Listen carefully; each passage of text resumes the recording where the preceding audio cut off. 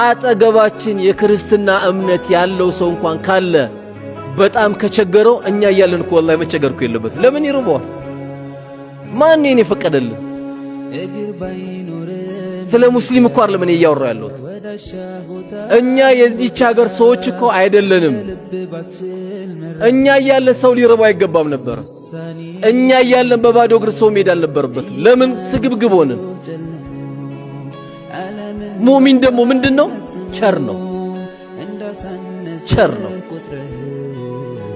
ሆደ ሰፊ ነው።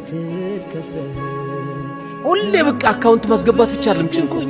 ማን በላ፣ ማን ጠጣ፣ ማን ለበሰ፣ ማን አገኘ። ሰው ሞተ ሲባል ልቡ ሐዘን በሐዘን ይሆናል። ሰው ታመመ ሲባል ረብሽ ይላል። ቶሎ ወደ መፍትሄ ነው የሚሄደው። መድኃኒት አለ ወይ? ሐኪም ቤት ታይቷል ወይ? ሙእሚን ምን ጊዜም ልቡ እኮ ክፍት ቸር ነው በቃ